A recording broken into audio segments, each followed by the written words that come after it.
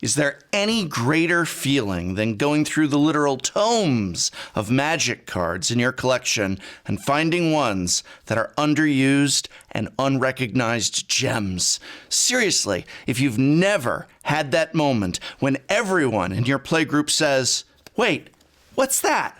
Whoa."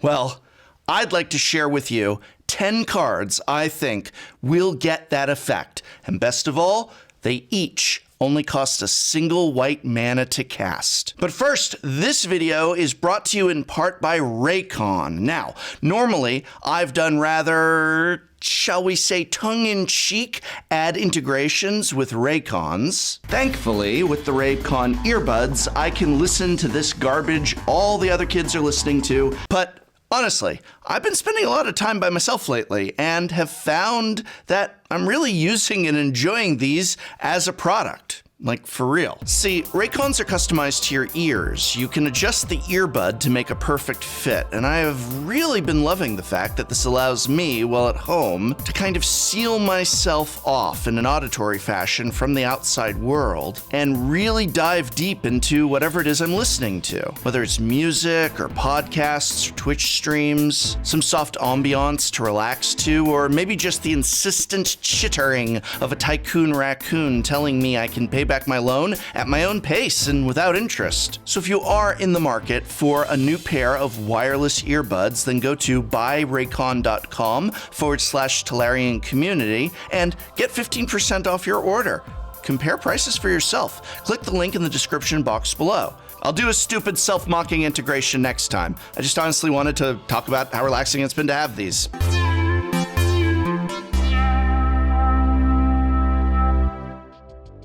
Unlike other Magic formats, Commander is a format of mana ramp, huge splashy sorceries, and giant Voltron creatures. When building your Commander deck, the cards that inspire and get you digging through your collection are often things like Insurrection, Villainous Wealth, Sun Titan, and Avenger of Zendikar. You want to stuff as many of these exciting cards into your deck as you can. But we need to remember that the laws of Magic bind Commander just as they bind other formats. And central to that is, generally, we get to play one land per turn. This means it will take some number of turns of the game before we can begin playing the good stuff.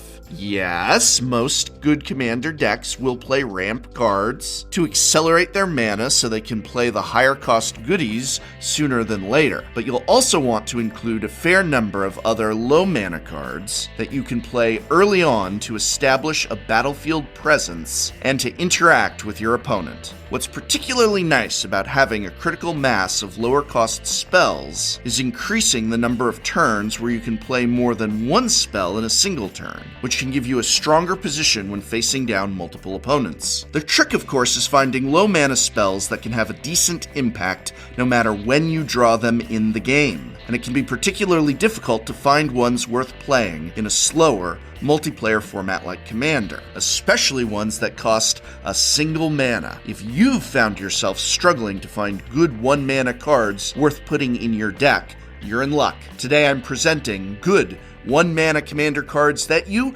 probably didn't know existed in white.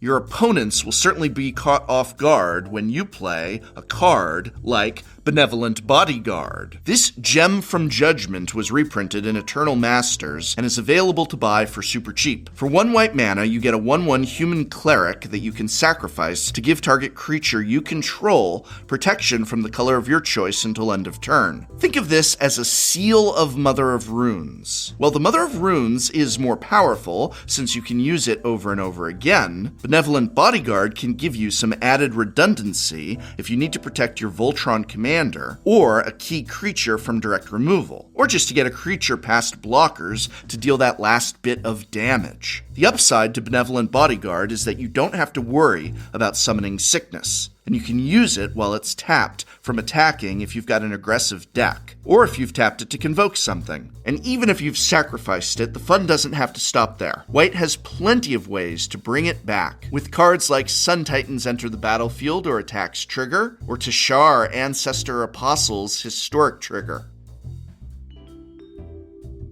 Moving on, as a good steward of the earth, you might want to consider Consecrate Land. This card was originally printed in a set called Alpha? Is that an old set? Must be an old set. But they liked it so much they reprinted it in Beta and then Unlimited. But lucky for our wallets, it was reprinted as a time-shifted card during Time Spiral, so copies are available on the cheap. For 1 white mana, Consecrate Land is an aura that enchants a land, making it indestructible, and can't be enchanted by other auras. For instance, Imprisoned in the Moon. There are a lot of really great lands that do powerful things in Commander, and so most decks also include ways to destroy those lands. Just think about what's happened to your Maze of Ith in the past, or Hall of Heliod's Generosity. Your opponents have surely put your Gavony Township out of business, or toppled your Nykthos Shrine to Nyx. But with Consecrate Land, you can make them indestructible, making it all that much more difficult for your opponents to stop these lands, which provide powerful effects throughout the game of Commander. Or just consider using it on lands that can turn into creatures like Stirring Wildwood, which for 1 generic, 1 green, and 1 white mana becomes a 3/4 creature with reach. And if we make that indestructible, then it can become quite the effective blocker, to say the least. As an enchantment, Consecrate Land goes right into most Enchantress-style decks, and does especially good work with Estrad the Masked as your commander. Estrad's +2 ability untaps each enchanted permanent you control, so the lands you've enchanted with Consecrate Land can tap for extra mana, while Estrad goes up in loyalty. And speaking of auras, if your opponents go a little overboard playing those Voltron decks, aren't you glad I showed you Devout Harpist? When Devout Harpist was printed way back in Urza's Legacy, auras weren't being played all that much. These days, Wizards has made so many great auras and cards that care about auras that you're bound to run into them at Commander tables. Case in point, at the time of this video's recording, one of the most popular commanders from Theros Beyond Death is Siona, Captain of Pylea. Siona's triggered ability makes a 1/1 human soldier token whenever an aura becomes attached to a permanent her controller controls. This combos with the aura Shielded by Faith, which triggers whenever a creature enters the battlefield, letting you attach Shielded by Faith to it. With Siona, your opponent can make as many 1/1 tokens as they want, unless you've got a Devout Harpist on the battlefield ready to put the kibosh on that sort of nonsense. What else can we get done for only 1? Well, it's not a party until the masks come out for a festival. Classic Mark Poole art. What's cool about this hidden gem from the dark is that, while it looks like a white version of Fog, it actually does much more than that. It shuts down an opponent's attack step. Granted, sometimes Fog is better since it lets you wait to see if your opponent is attacking someone else before you cast it, but there's a lot of instances where you just don't want to give your opponent the opportunity to get attack triggers, regardless of the combat damage they'll be doing or even who they'll be doing it to. I mean, yeah, Sun Titan hits hard for 6 damage, but really, it's that attack trigger that's so powerful. Same goes for Atali, Primal Storm, Rafik of the Many, the Ur-Dragon, and Najeela, the Blade Blossom, as these are all commanders that you really want to just stop from even announcing as an attacker.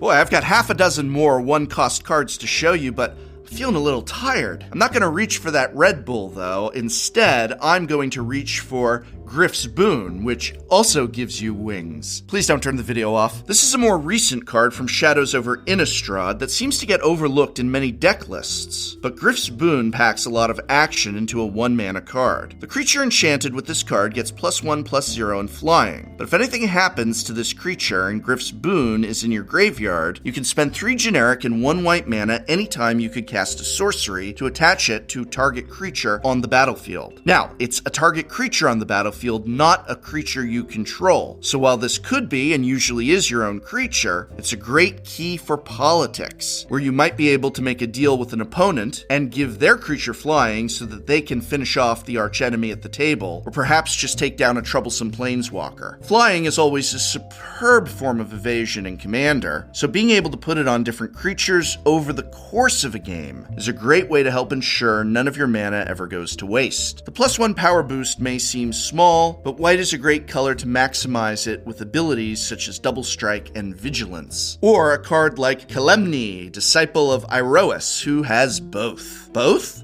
Both.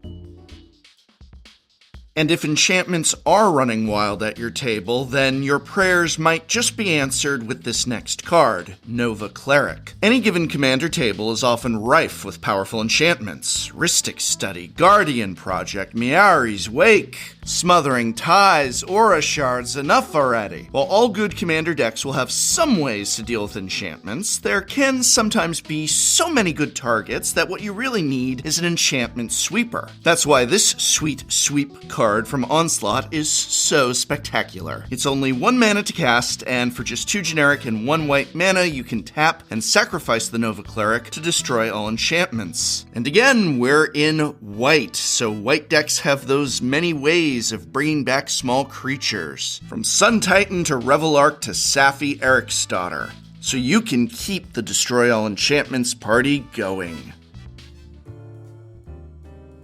Now, no need to wait for the next card on my list. Pull from Eternity is an instant. A weird little card from Time Spiral that was designed to interact with the suspend mechanic, but there are a fair number of other uses. Say you're playing an Aura deck with Tiana, Ship's Caretaker, as your commander. Tiana reads whenever an Aura or equipment you control is put into a graveyard from the battlefield, you may return that card to its owner's hand at the beginning of the next end step. Your opponent is tired of the shenanigans you've got going on with Gift of Immortality, which reads when enchanted creature dies, return that card to the battlefield under its owner's control. Return Gift of Immortality to the battlefield attached to that creature at the beginning of the next end step. So they exile it with Crush Contraband. Put it into your graveyard with Pull from Eternity, activate Nomad Mythmaker to put target Aura card from a graveyard onto the battlefield under your control, attached to a creature you control, and you're back into the Gift of Immortality business. Some cards are incredibly powerful and exile is part of their resolution, such as Teferi's Protection. If you've got a way to play cards or get back cards from the library, Pull from Eternity can give you another go. If you have access to red in your deck, consider Backdraft Hellkite, where whenever it attacks, each instant sorcery card in your graveyard gains flashback until end of turn. Flashback cost is equal to its mana cost, and when a spell cast with flashback leaves the stack, it's exiled. So you can use Pull from Eternity to put it back in the graveyard and flash it back again. Next attack, use Backdraft's ability to cast Pull from Eternity with flashback to put that other card back into your graveyard to flash it back later. It's a clever little card that your opponents won't see coming. Now, you don't need to be a Spelling Bee champ to play the next card, Reconnaissance. At about $5, this little enchantment from Exodus is far pricier than the other cards on this list, which tells me that the cat might be at least a little out of the bag on this one. But in case you haven't run across this card before, it will definitely be a great inclusion in your commander deck. The trick to unlocking the power of Reconnaissance is to realize that the combat phase has 5 different steps. Beginning of combat step, declare attacker's step, declare blocker's step, combat damage step, and end of combat step. Once you decide a creature is attacking during the declare attacker's step, it is considered an attacking creature until the end of combat step resolves. This means at any point along the way you can activate Reconnaissance to remove the attacking creature from combat and untap it. So if you want to attack with Jirid, Conclave Exile, to get the attack trigger, but your opponent's battlefield is filled with very hostile and lethal blockers, you can simply use Reconnaissance to remove Jired and the attacking token from combat. Reconnaissance is also great in case your opponent has a nasty surprise waiting like Settle the Wreckage. You can remove from combat any creatures you'd rather not have exiled to try and attack another time. Last but not least, activate Reconnaissance after the combat damage step is done to untap all your creatures so they're available to block, much like giving your team virtual vigilance. Alright, next up, we might not have hashtag GOAT, but it is pretty good. Scapegoat. This instant from Stronghold is an instant speed way to protect nearly all of your creatures from a calamity like a Wrath of God or Insurrection. White often has token creatures that provide easy sacrifice fodder, letting you sacrifice one at instant speed to return any number of target creatures you control to their owner's hand. Sometimes you want a creature to die, so this effect becomes a win-win. Sacrifice an egg token with Atla Palani Nest Tender on the battlefield, and you'll get to reveal cards from the top of your library until you revealed a creature card and put that card into the battlefield. Sacrifice Yosei, the Morning Star, and when it dies, target player skips their next untapped step. Tap up to 5 target permanents that player controls. Being able to do that at instant speed could be a game changer. Scapegoat can also be useful in bringing back to your hand several creatures that have good enters the battlefield effects so that you can cast them and get that trigger again. Stoneforge Mystic will let you search your library for another equipment card and put it into your hand. Wall of Omens will draw you another card. Kitchen Finks will gain you another 2 life and reset its persist ability. Angel of Finality will exile another player's graveyard, while Kreen Marchesa can make you the Monarch again.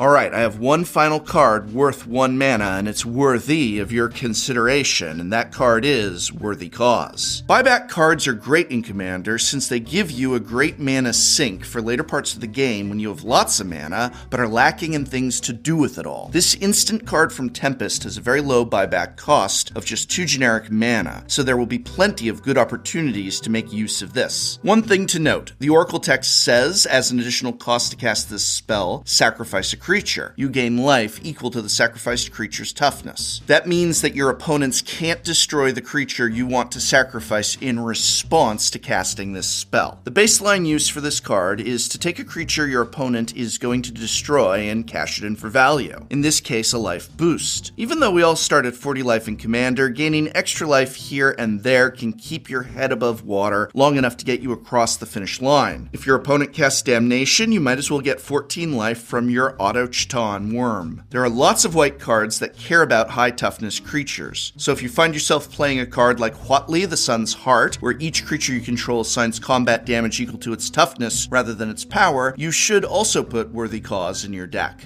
And of course, white also has lots of cards that synergize well with life gain, like Cradle of Vitality and Vizkopa Guild Mage. Lastly, it's fairly common for opponents to play cards that lock down your commander without giving you the opportunity to put it back into the command zone. For example, Darksteel Mutation is an aura that can turn your commander into a 0/1 bug. I think we've all experienced this rather unfortunate lockdown on our commander at some point. But with Worthy Cause, we can sacrifice our buggy commander, return it to the zone, and finally replay it again. Did I miss anything? Let me know in the comments below if there's a 1 mana white spell that you think is underplayed in Commander. No, Mana Tithe is not underplayed. You can't just shout out extremely well-known and popular 1 mana cards that I didn't list. Come on. Special thanks again to Raycon for helping to make this video possible. Remember, you can go to buyraycon.com/Tolarian Community to get 15% off your order. Click the link in the description box below.